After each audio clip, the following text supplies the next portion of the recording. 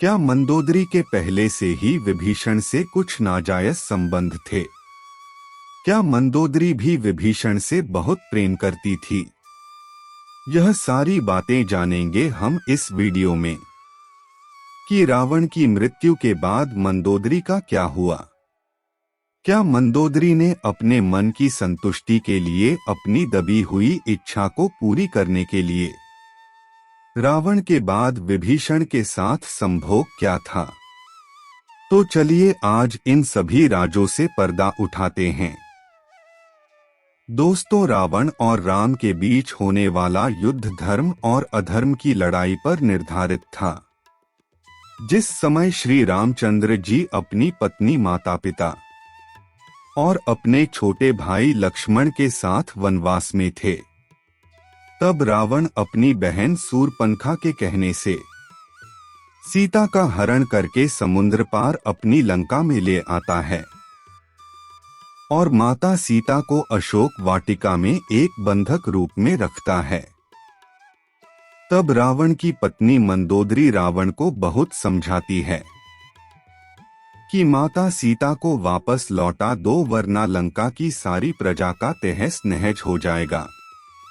परंतु रावण को अपने ज्ञान, अपनी शक्ति का अहंकार इतना था कि उसने मंदोदरी की बात को अनसुना कर दिया। फिर कुछ समय के बाद राम ने हनुमान की मदद से पता लगा लिया कि माता सीता कहाँ है, और फिर रामचंद्र जी ने राजा सुग्रीव की सेना की सहायता लेकर लंका की ओर चढ़ाई कर दी। तब रास्ते में समुद्र देखकर रामचंद्र जी बहुत परेशान हो गए कि अब लंका तक कैसे पहुंच जाएगा। फिर सुग्रीव की सेना की मदद से समुद्र के ऊपर पत्थरों का पुल बना दिया गया, जिसे आज सारी दुनिया एक ऐतिहासिक स्थल राम सेतु के नाम से जानती है। फिर इसी पुल से राम जी अपनी सेना के साथ लंका तक पहुंच गए। तब राम ने रावण को एक निमंत्रण भेजा कि माता सीता को पूरे सम्मान सहित वापस लौटा दो। परंतु मंदोदरी के बहुत समझाने पर भी रावण ने राम जी के इस निमंत्रण को ठुकरा दिया और उन्हें युद्ध के लिए ललकारा। फिर राम और रावण के बीच एक भीषण युद्ध हुआ और युद्ध में रावण भी मारा ही गया, क्योंकि रावण अधर्म के मार्ग पर चल रहा था। जब रावण अपने मृत शरीर के साथ जमीन पर गिर पड़ा, तो मंदोदरी रोती बिलखती अपने महल से भागी भागी रावण के पास आई और उससे लिपट लिपट कर रोने लगी।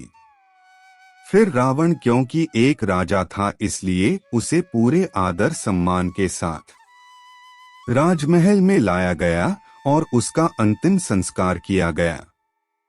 अंतिम संस्कार के बाद राम जी ने लंका के राजा के रूप में विभीषण का राज्याभिषेक कर दिया और तभी राम ने मंदोदरी को विभीषण से विवाह करने की सलाह दी।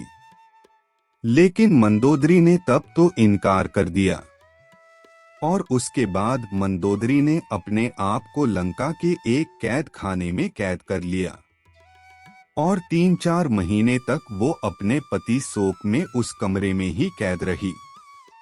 लेकिन बाद में जब वह इस कैद से बाहर आई तो उन्होंने विभीषण से विवाह कर लिया और अपने मन की सारी दबी हुई इच्छा पूरी की। लेकिन दोस्तों, यह केवल एक कल्पना मात्र कहानी है, क्योंकि इस घटना का रामायण में कहीं भी कोई उल्लेख नहीं है। आज की वीडियो में इतना ही। वीडियो पसंद आई हो तो लाइक करें और शेयर करें और चैनल को सब्सक्राइब करना ना भूलें। धन्यवाद।